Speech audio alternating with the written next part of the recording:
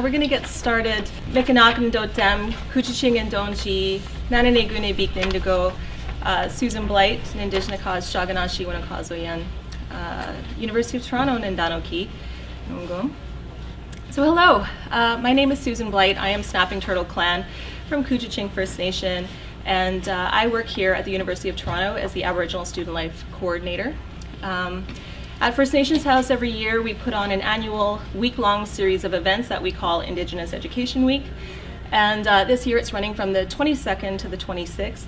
And if you're not familiar with that series of events, it's really meant to sort of highlight and showcase the contributions of Indigenous peoples to the Academy. So it's not just scholars that we bring in, but community leaders, organizers, artists, scholars, a variety of people.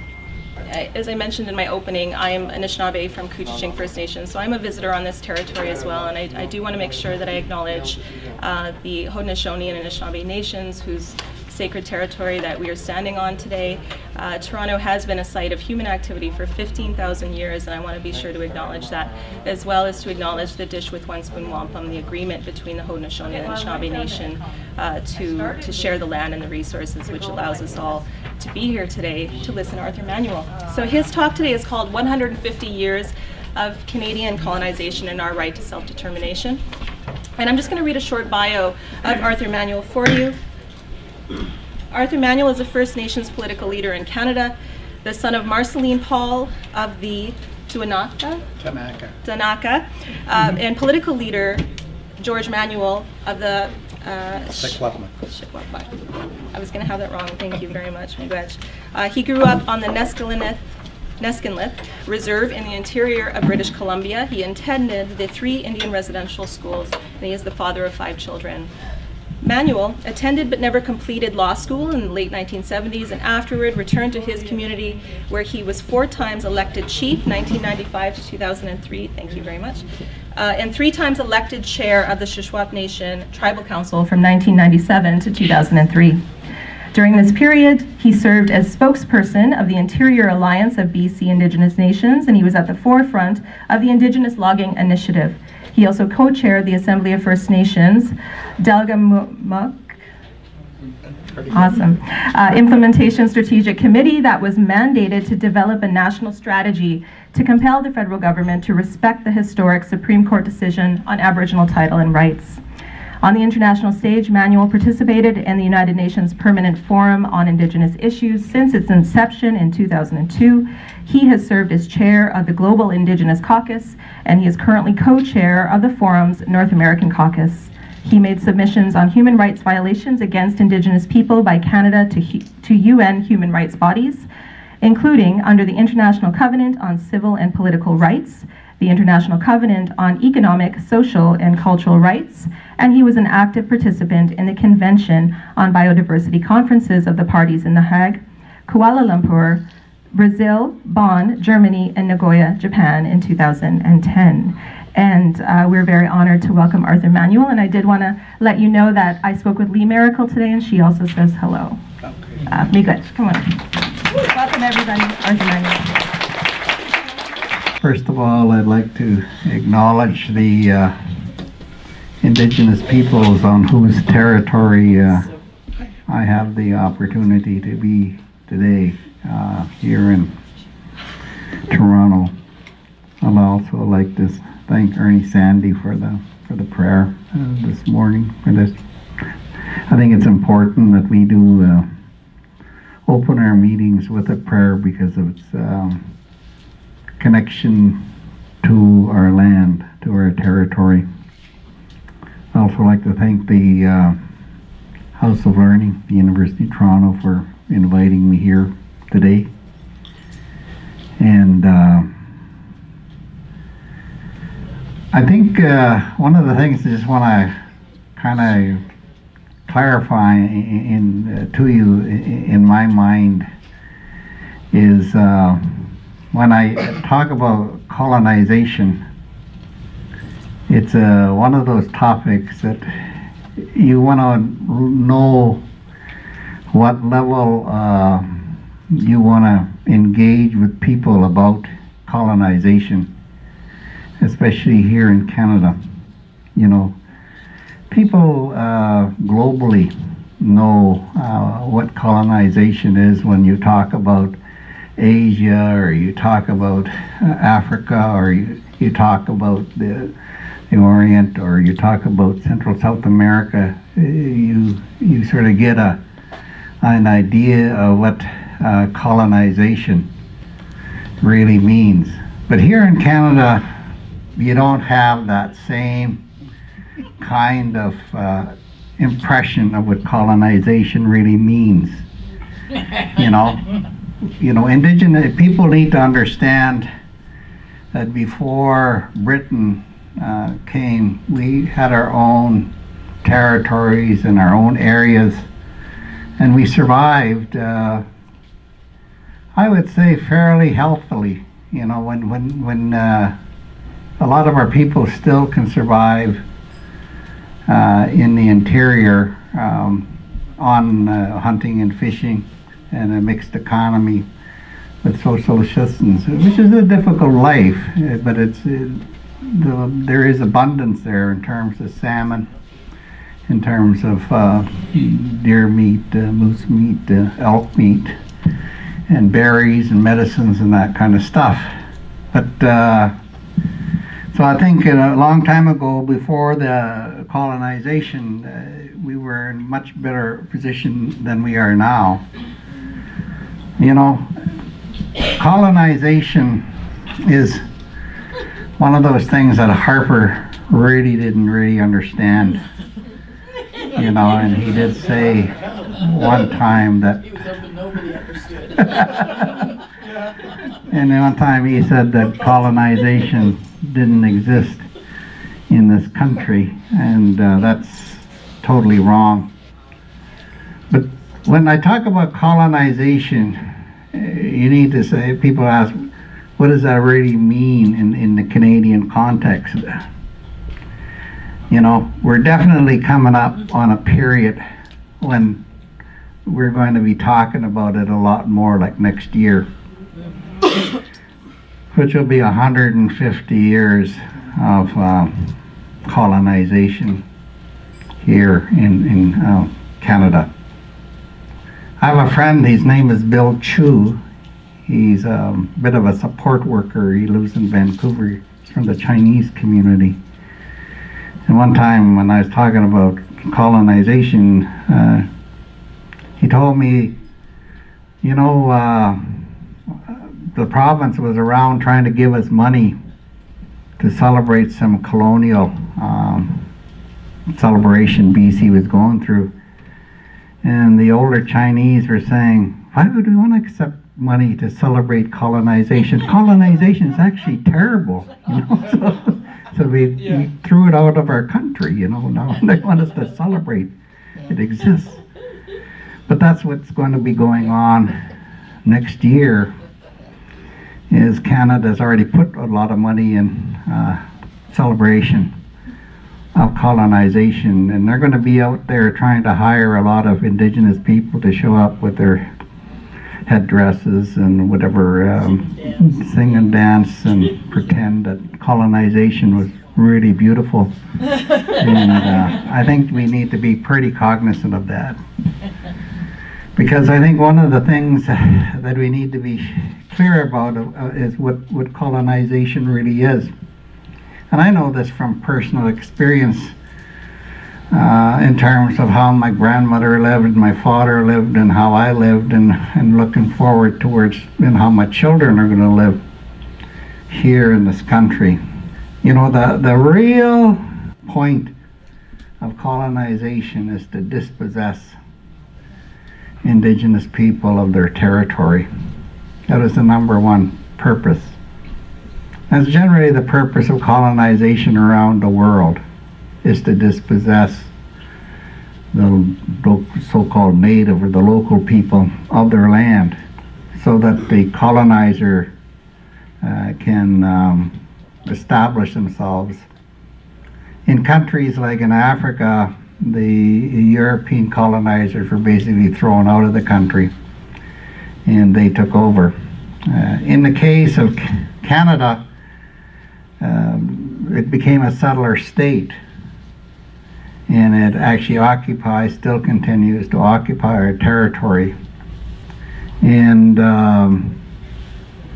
that's what we're trying to contend, is how does a settler state, interact with Indigenous people. And we've been to the Supreme Court a whole host of times on Indigenous proprietary interests vis-a-vis Crown property interests. We've had Aboriginal title, and that is one of the most important issues. But one of the things is that you need to understand, after dispossession, what you do is you create dependency on the part of the people who you stole the land from. And that's what happens. That's the second element of dependency. And what happens when you create dependency like that, you also create the urge for the group to fight to regain their independence and be free. Therefore, colonization then involves oppression. That's the RCMP, it's the Army, it's the injunctions, the enforcement orders. All of those things are all set up under the issue of oppression. And I think you also need to understand that the United Nations has condemned colonization globally in all its manifestations because it's against world peace. And I'll get around to why it's against world peace in a while, but that's how come they condemn it. And the place that I see colonization still happening is in Canada, the United States, New Zealand, and Australia, the 4 British Commonwealth countries, as being the last place on earth where colonization is run like a race manufacturing place. And a lot of people don't even understand how that dispossession happens. A lot of people don't understand how the dependency happens, and a lot of people don't understand even how the oppression happens. But it all happens here in Canada. And it starts with the Constitution. The first Constitution of Canada was the British North America Act of 1867. That's 149 years ago. Under that, it was a British Act of Parliament that became Canada's first constitution. The thing what it did in the British North America Act is that it basically allocated all lands and resources within the boundary of Canada between the federal government and the provinces. That's our land. That's the legitimate instrument that the British used to steal our land. And it still is the foundation of this country, with the exception that they added Section 35, which somewhat cuts back on that, but we can talk about that later. But this is the colonial constitutional foundation for Canada. And they say, well, this is British law. Before you never had law, now you got law, That's this is the foundation of British law. And that's how they divide up all our land in terms of fisheries under the Department of Fisheries and Oceans, so that they can pick, how to conserve. They pick how they can allocate the benefits for salmon, for cod. Well, they killed all the cod, but anyways, they used to be able to say about cod. You know what I mean?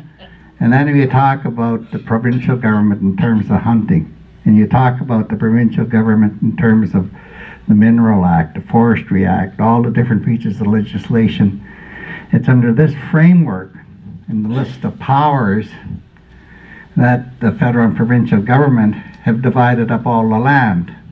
And that's what you need to understand, is we have no power over our land. That's all that you need to understand. Even under our Indian reserves are actually owned by the federal government under that section 9124.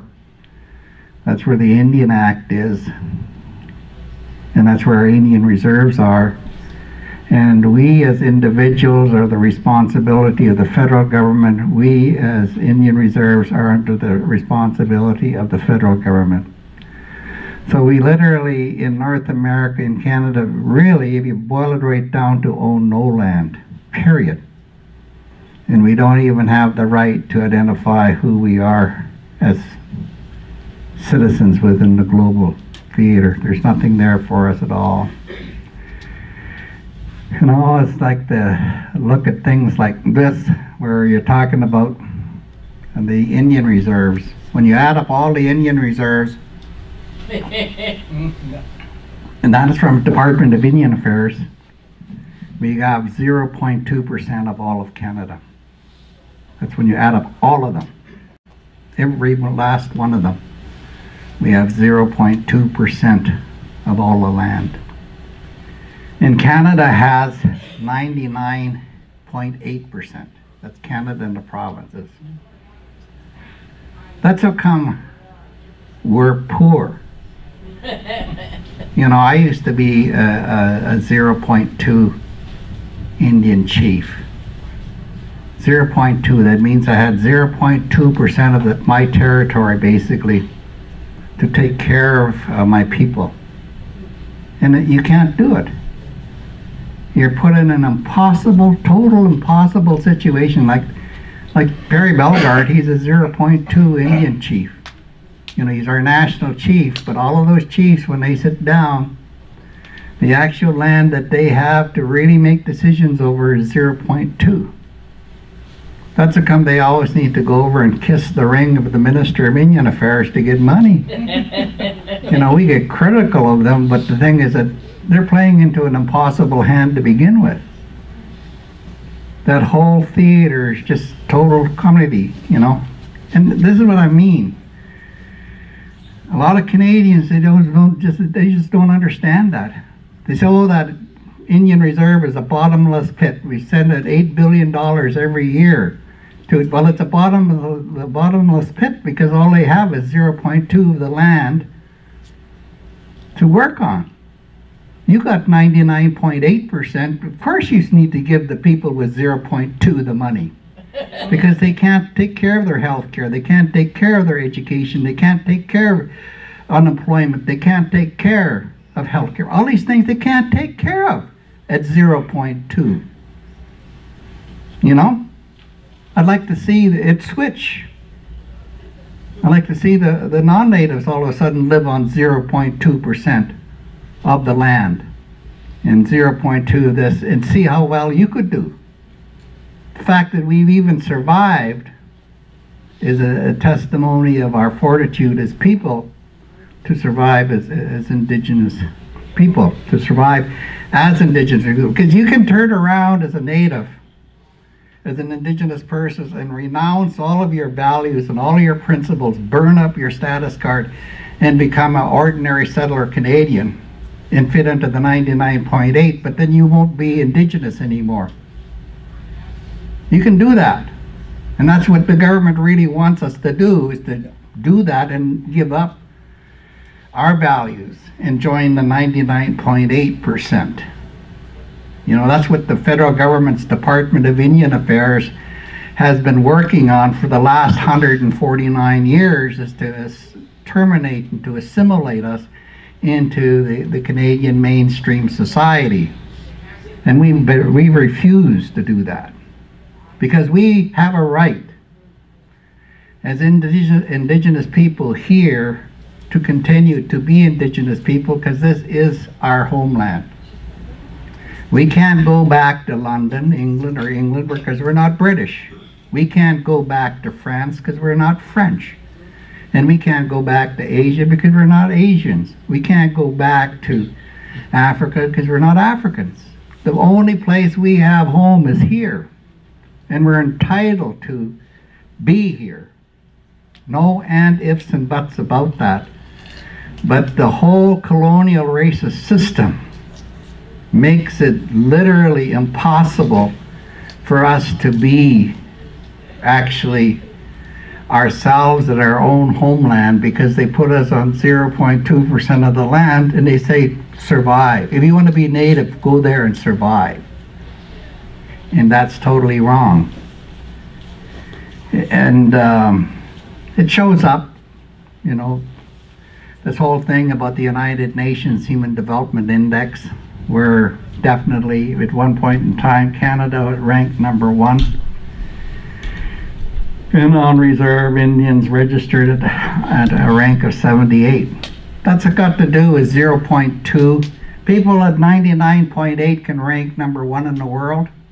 People with 0.2 have to rank 78. And that's brutal.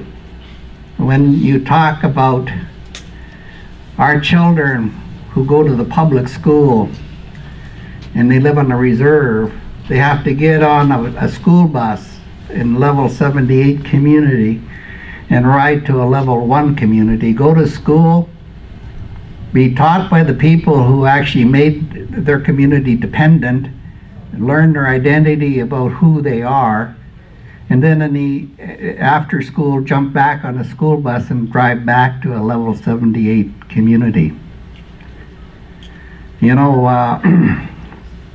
I've seen this expression about or quote from Mahatma Gandhi that said that violence is a pretty violent, I mean, poverty is a very violent experience or lifestyle. I just say, when you're talking about state governments, the use of systemic impoverishment has to be one of the most vicious human rights weapon you can ever use against people. Systemic impoverishment. Because I'm not talking about impoverishment that you sort of get because you don't have a job today, and maybe day after tomorrow you'll get a job and you'll get out of poverty. No, I'm talking about putting people on 0.2% of their land, generation after generation after generation, and seeing the poverty continue generation after generation after generation, and see the lack of hope, the hopelessness of young people who can't really see any real productivity in their life. You know, that's what happens when you live at 78 in a #1 country. Generation after generation after generation. And this is all written up in the Royal Commission on Aboriginal Peoples report about how systemic that Department of Indian Affairs, that federal government, you know, extinguishment, termination, assimilate the native strategy really is, and how it has failed time and time again to get any traction in our community. And we've refused it. We would rather put up with the poverty than to just generally just go and become carbon copies of our settler state government colonist type people. And we've stood up to that time and time again. They've tried all kinds of programs, all kinds of things to totally I guess assimilate us. The Indian residential school system was one of them. And then they literally had to apologize to us and give us money for putting us in those institutions. But there's tons of programs like that where billions and billions, actually that's $6 to $8 billion, a lot of that stuff is designed to try to suck you in down that system, programs and services. But the thing is that we need to be pretty clear about that, and we've fought back. We've always tried to increase our land interest in our own territory. Well, in Canada, there's only 2 ways you can deal with your land issue. One is to negotiate under the Federal Comprehensive Land Claims Policy, which ultimately results in you terminating your title into the land. That's happened to the Nisga'a, that's happened to the James Bay Cree of Quebec, the Nisga'a, all the different treaties have done that, the modern ones, Tsawwassen, Manuel, and all of them have all done the termination. My people in the south central interior are totally divided by that. The 17 of the there's 17 Secwepemc bands. The majority of us aren't negotiating, but 4 bands have did negotiate for the last 20 years. And they have they call it an NSTQ treaty. Probably you can see it on the internet. There's a big fight going on in our own community over it. Because most of us, we don't want them to go ahead. But Canada is still pushing this treaty on our people. And the other thing is you can go to court. But the court is very expensive, and it's not a very guarantee that you're going to get your land back, because literally over the last 149 years, the Supreme Court of Canada has only given back the land in the Chilcotin case. I think it's 1,900 square kilometers. That took them 149 years. You know, it's going to take the court a hell of a lot longer to get it on the ground, because despite the fact that the court recognized Aboriginal title back in '73 in the Calder case, it was really iffy when the Chilcotin case was happening, whether or not they were going to give any land back at all. And even then, they only give back a very small portion of the land. So the courts are pretty inadequate as a remedy for Indigenous people, you know, to be able to get land back. But nevertheless, it does establish, in the court system, it does establish that we do have legal rights to our land. Delgamuukw, Haida, and Chilcotin, those 3 cases more recently sort of recognize that we do have Aboriginal title in our territory to our land.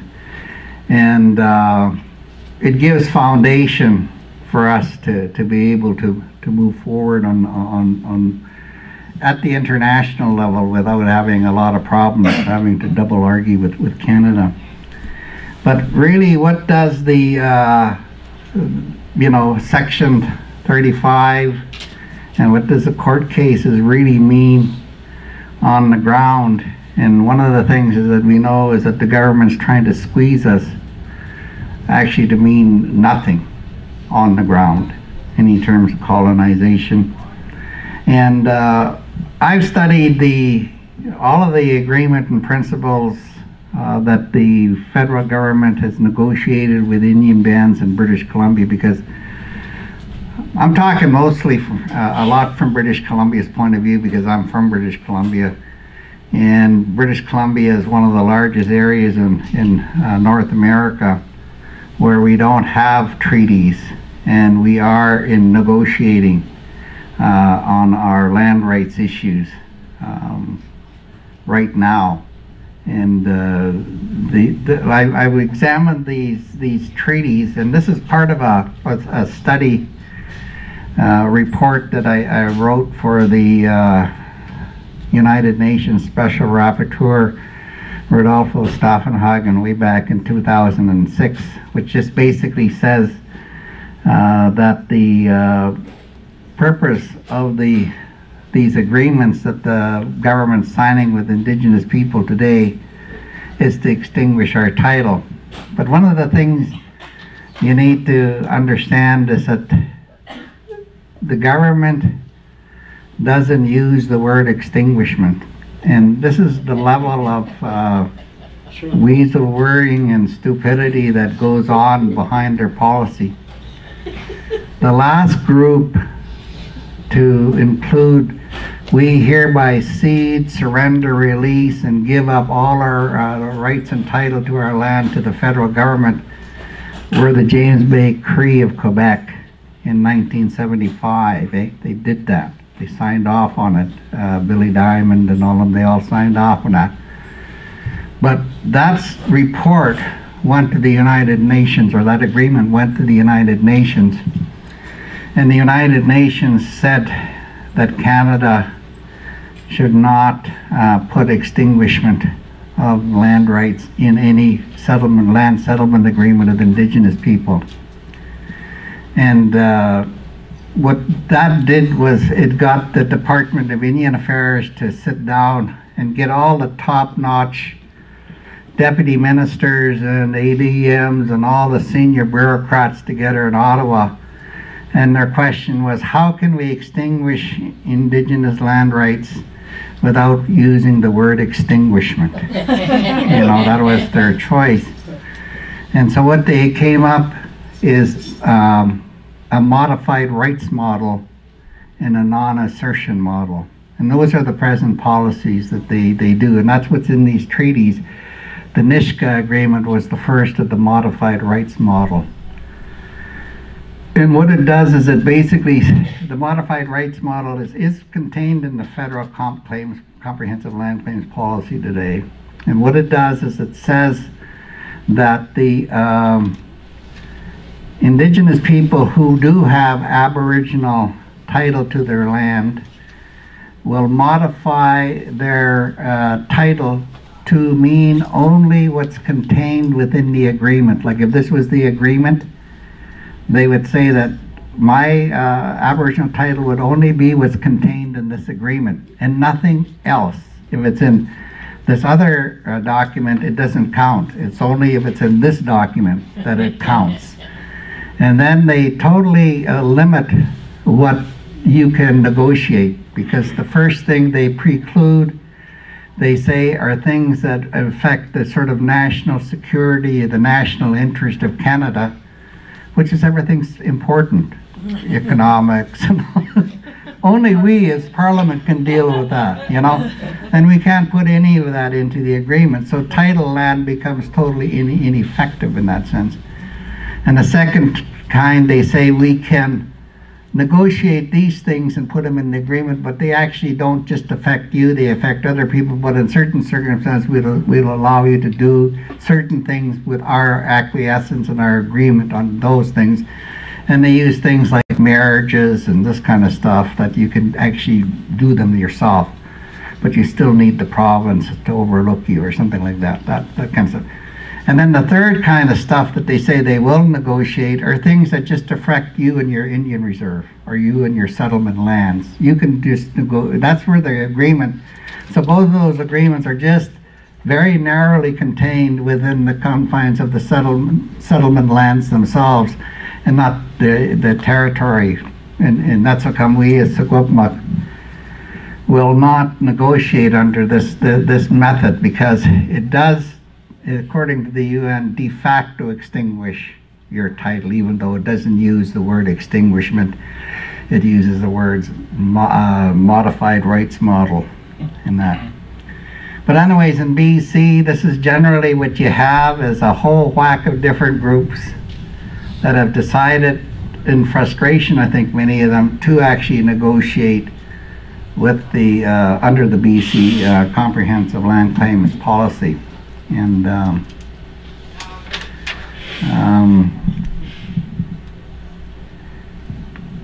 so that's generally what we have to look forward in Canada, is either go to court or negotiate.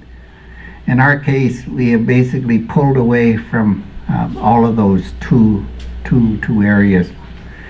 And I've spent a considerable amount of time going to Geneva, Switzerland, and to New York City to seek some hearings about our rights, because if you can't get justice in Canada, you have to get justice outside Canada. And as far as I'm concerned, why call yourself a First Nation if all you're going to do is stay home in Canada? You should get out in the world community, meet the world, and start talking about who you are as an Indigenous group. But there is a system there that's been established after the Second World War. And millions of people were killed in the Second World War. And the state governments said, let us not do that again. Let us set up the mechanisms to be able to remedy some of these problems that we have. And these are the problems that I'm talking about in this room.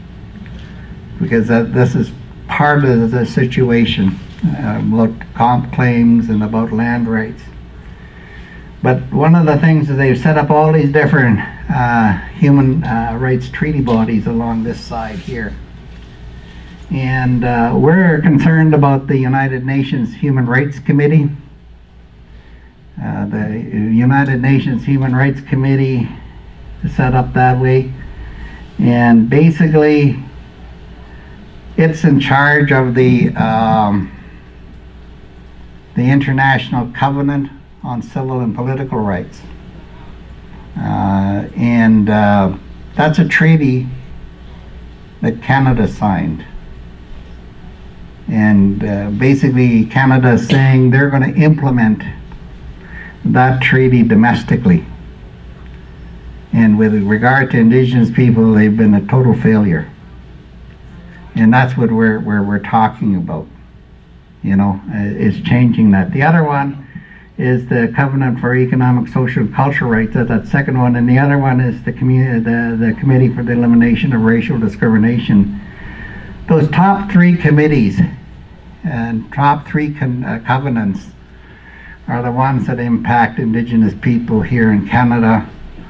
They're committees that have already many recommendations that they have made to Canada, that Canada has totally ignored, with the exception really of one, and that they haven't. But you can see how that set up.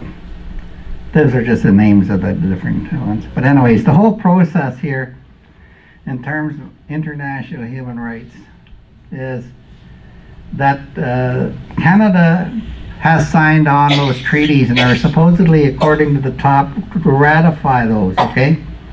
And they're supposed to reform Canada's laws to comply with those international covenants, okay?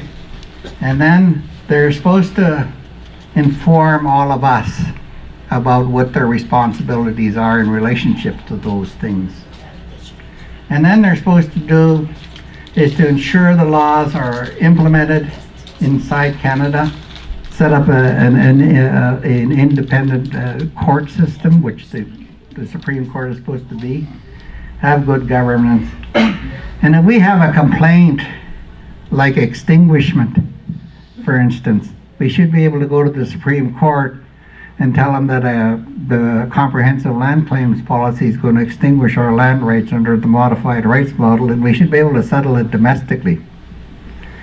But our courts aren't set up their way. So even though Canada says, oh yeah, we got peacekeepers, we send them abroad, we're great human rights defenders, they don't have the mechanism of implementing human rights in this country, because they don't even implement the recommendations that the United Nations Human Rights Committee have told Canada they should be implementing on the ground.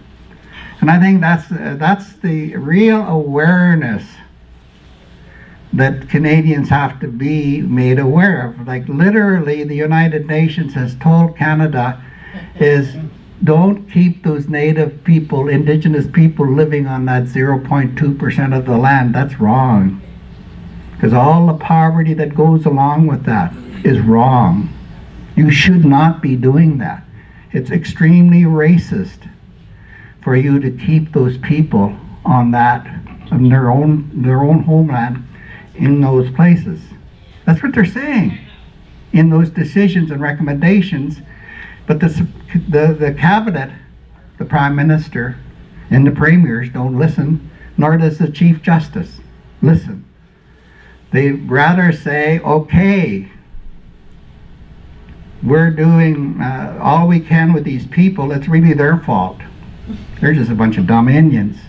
We give them free education, and they don't do nothing with it. You know, we give them free houses, and they just wreck them. They just need rep programs to fix them up, you know, all this kind of garbage, you know. And it just becomes a vicious fight at that level, because they want to keep us on the 0.2% land base. See, a lot of that stuff's supposed to flow through this. This is actually just taken off the United Nations chart. I didn't make it up. That's from their stuff. And that's what Canada's supposed to be doing, is reading this chart too and figuring it out and applying it. And it's not that complicated, you know. I'm not a brain surgeon that way, you know. So the thing is that it's one of the things that, you know, we need to be looking at as things. You know, one of the things is that I need to say, I don't know if you know this, but under oppression, one of the things that happened in BC way back in 1995 is that we had this standoff at Gustafson Lake with Wolverine and the defenders up there, and they had a big shootout with the RCMP. Lucky nobody was killed. They shot about 70,000 rounds at Wolverine and his people. It was from my people. All they had was 12 hunting rifles in the camp. They had 2 AKs, one that didn't work and one that did work. But they weren't in it for shooting with the cops. They were just there originally living there because it was their Sundance grounds, and that's why they were there. They wind up in a shootout with the RCMP. In the end, they gave up, and the RCMP arrested them, and Jones did 9.5 years in penitentiary. But the more important thing is that this other guy that was arrested was James Petawanakwat from Ontario. He was arrested. And he was arrested. And when he was out on parole, he violated his parole by going to the United States. And he went down to the United States, and then when he was caught by the United States police, he went to court and he pleaded, he sought political refugee status in the United States. And he went before the Oregon District Court in Portland. And when he was there, the court said it seems totally ludicrous that we would be considering giving this Indigenous person from Canada political refugee status, because their policies are just like American policies. How can it really be that these people would even qualify for refugee status? You know, but we have to look behind why he was arrested and why he was given parole and look at the actual substantive case. And when district court did that, and they seen the shootout, they seen the fight, the lack of political response from the Canadian government, they gave James Petawanakwat political asylum. He's still living in the United States. You know, like he's a refugee. When I hear about refugees in Canada, I say most Canadians probably don't know that there's an Indigenous refugee from Canada living in the United States. You know, because one of the things is Wolverine is asking for a public inquiry into the Gustafson Lake matter, and I said, yeah, that's true, because James Petawanakwat is still a political refugee. The political nature of the fight is still happening here in this country, that even their neighboring country, the United States, when they examine situations in Canada, when it comes down to push comes to shove, actually will grant a Canadian Indigenous person political asylum. And so that Canada can't go down there and arrest him. But he does want to come back to see his people. He said he's got a lot of relatives that have passed on. He wants to come home.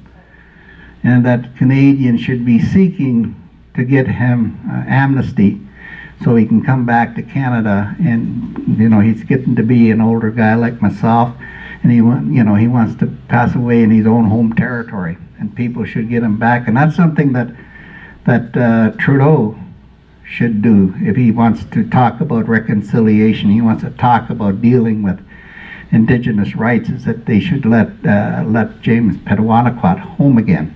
You know, because he's done enough time in the United States. Like, we used to punish people by banishing him, and somehow he got himself self-banished from his own territory.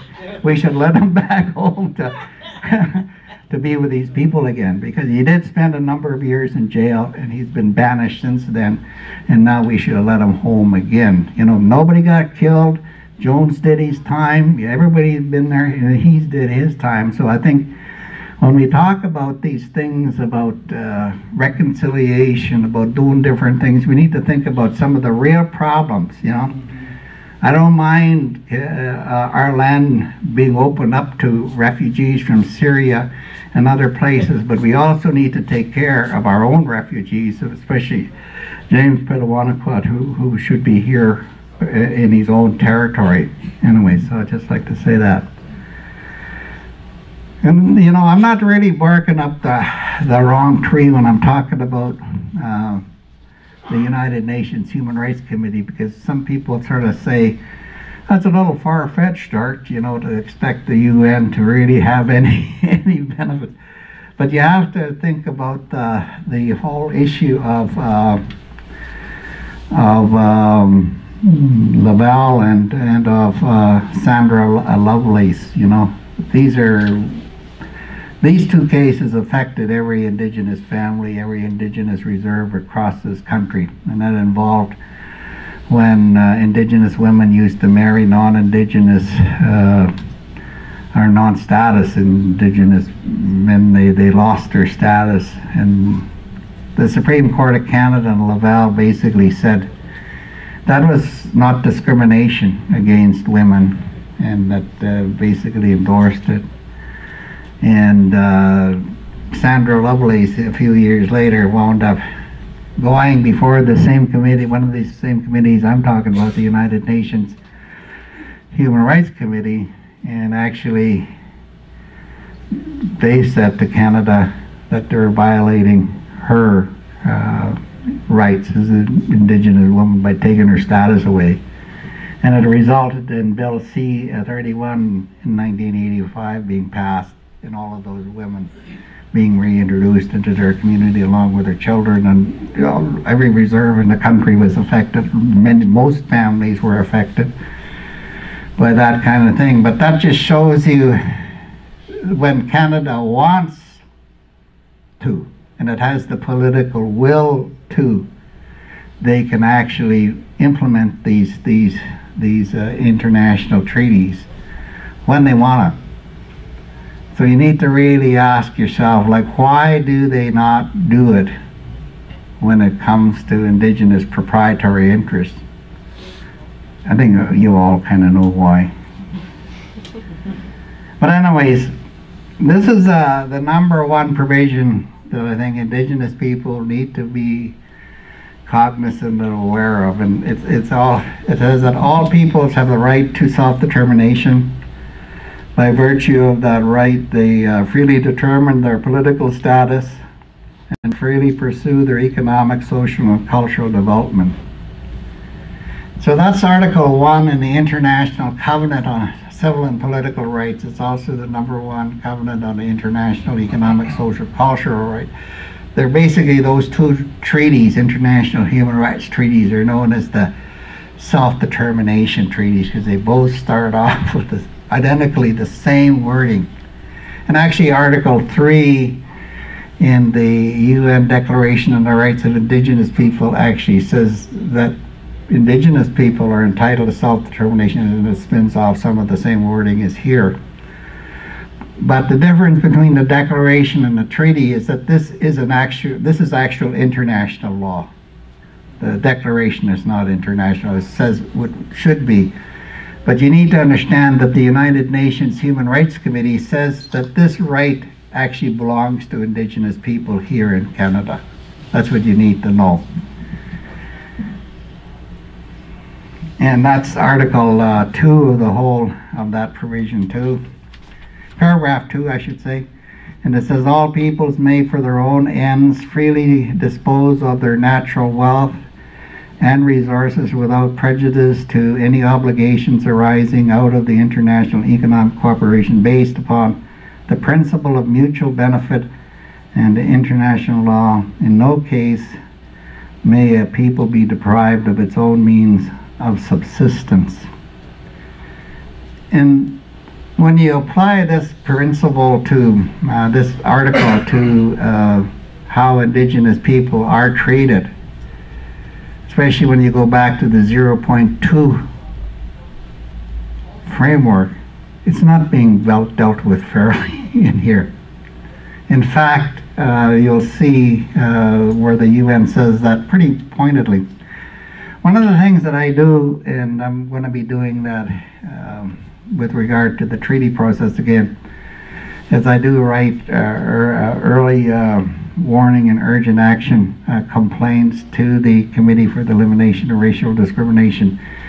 And I'm going to be writing one up in relationship to Canada not following the United Nations recommendations as an agenda.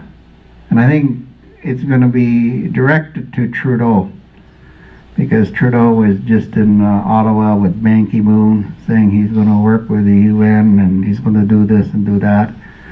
I know a number of chiefs have already asked him for meetings to reconsider and rethink this, and he hasn't responded to any of them yet. But one of the things is that what we need to do is go to the Geneva, and they're going to be meeting the Committee for the Elimination of Racial Discrimination, the committee that's responsible for early warning and urgent action. It's going to be meeting in April 25th to May 13th, and we can make a complaint about Canada in terms of them not putting this at the top of the burner, or in terms of the UN recommendations as being the agenda. Because right now the agenda on land claims is set by the Department of Indian Affairs, and it's always been extinguishment, it's always been termination, and all those kinds of things, so we'd be using that mechanism. Anyways, I just put that in just to show you that these are the people that in this, the last time I was there in 2009, Bertha Williams, Dexter Qua from the Little Dene, Daryl Bob from the Hacklet Indian Band and the Squaw Protection Center were the different groups that I complained with. This time around, I'm going to have a whole different other group of nations, like the Sewapmuk on the NST2 treaty, and possibly some others from across Canada. But anyways, this is what you get back from them. Is you get a letter, and they will write out in the letter to Canada about which they find against Canada, and they ask them for information or do whatever you ask them to as a remedy, and they measure it one way or the other. And in this case, one of the things that we did get was a letter that talked about the treaties and the use of money for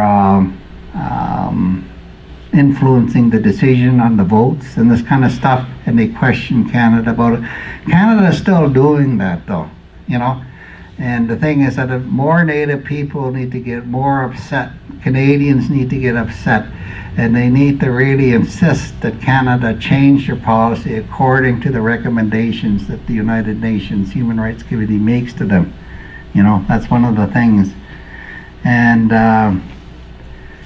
this is just an answer that Canada gave on this one thing about, I don't know if you know this, one of the ways Canada influences decisions on land claims is that they lend the native band money to negotiate with them on the treaty, and then they get really deeply involved. This one band, Hacklet, they were asking a payment of $27,000 a month to repay, and they could have never paid it.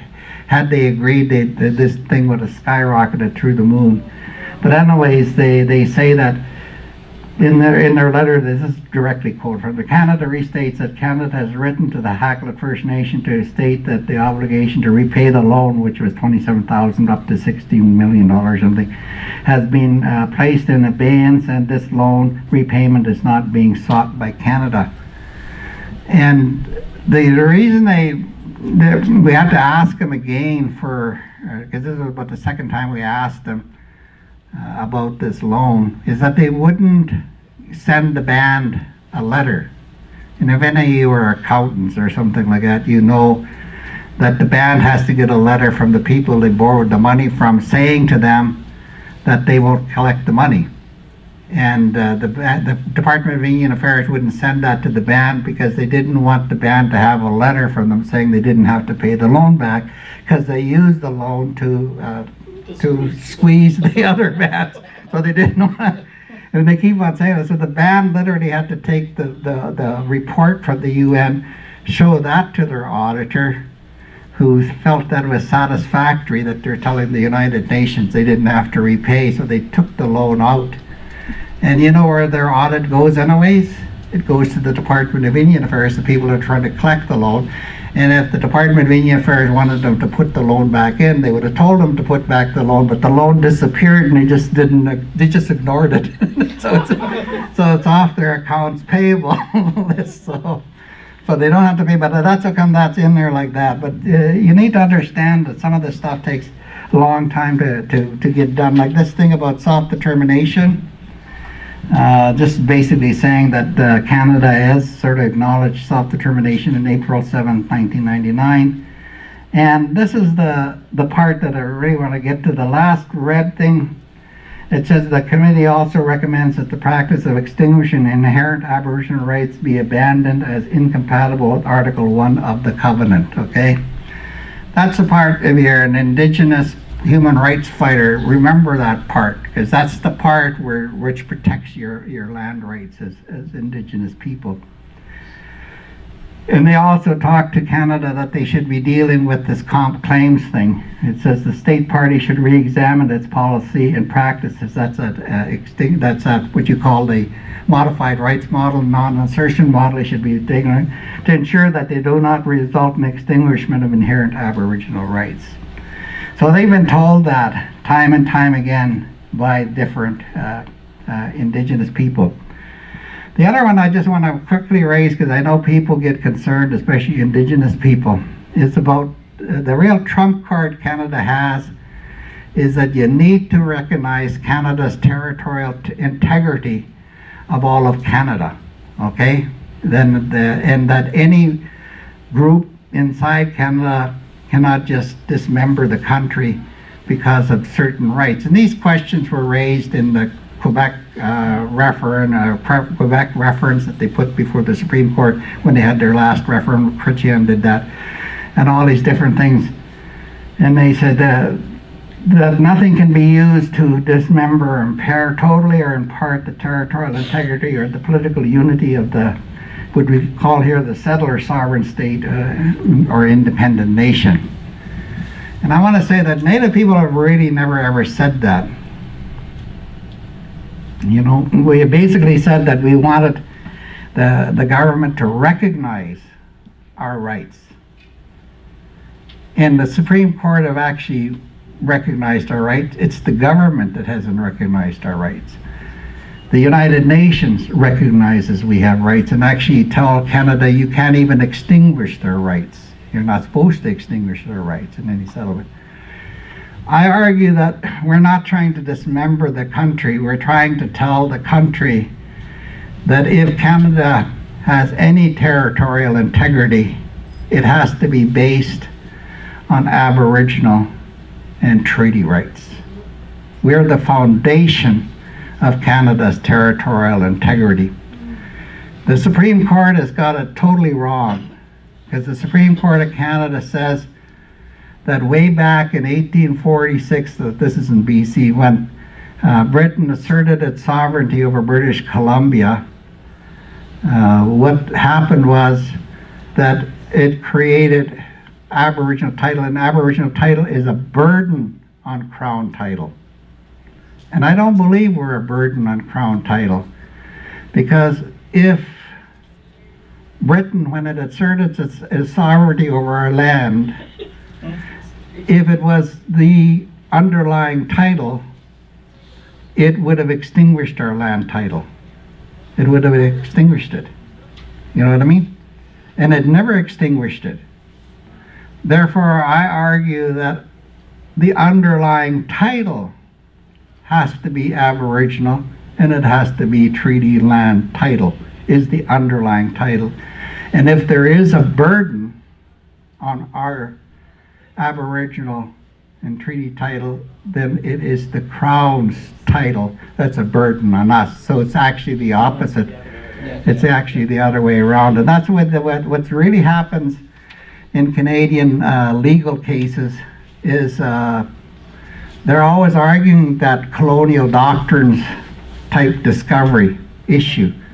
And they always get it backwards because they're trying to find a reason why settlers should still be in control or still part of the Canadian political system. And they're trying to find that reason, and I say that if non-native Canadians, non-Indigenous Canadians have a right here, it's not because of the colonial doctrines of discovery, because those are wrong, because they're racist.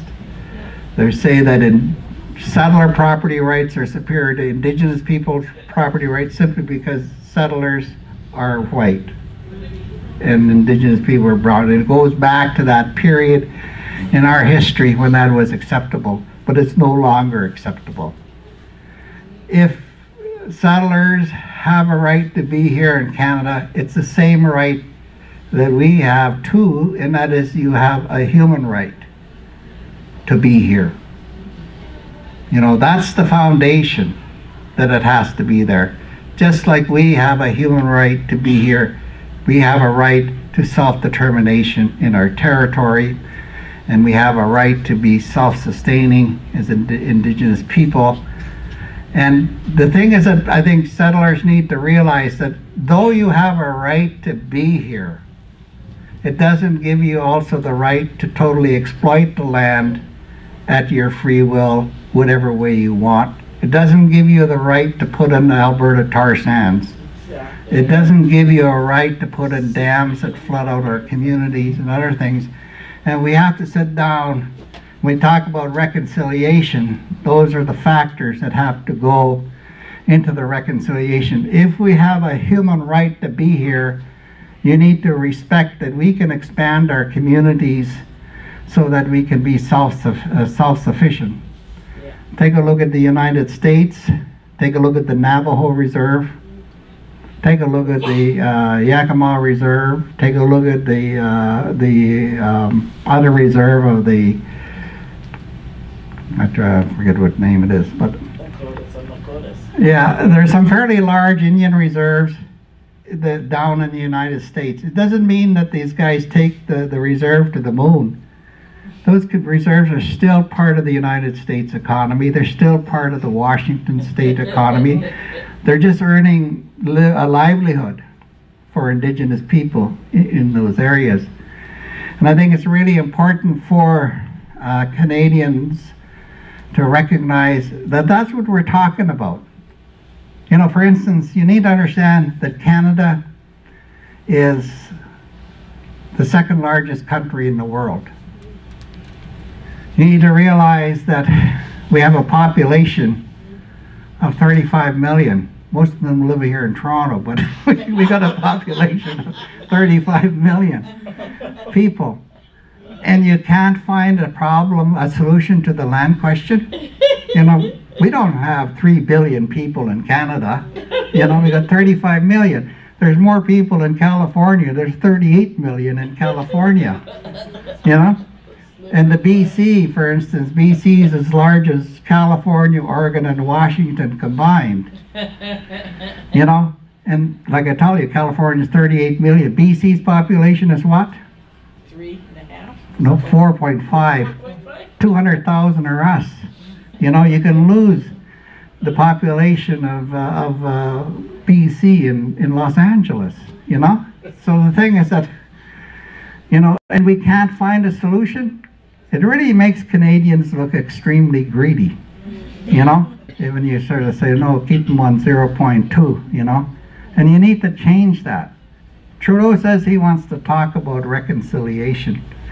Reconciliation must be based upon an agenda set out in the United Nations human rights recommendations with regard to Indigenous people here in Canada. And one of the blueprints of that has already been written. It's been written under the Royal Commission on Aboriginal Peoples Report. The United Nations has asked Canada time and time again about implementing it, because in the United Nations RCAP admits that the first problem in Canada, human rights problem, is Indigenous people. And the first thing that needs to be dealt with is the land issue, you know, before you even deal with self-government. So there's actually proof of these things set out. But anyways, I've spoken to one. You have? Yeah. Okay.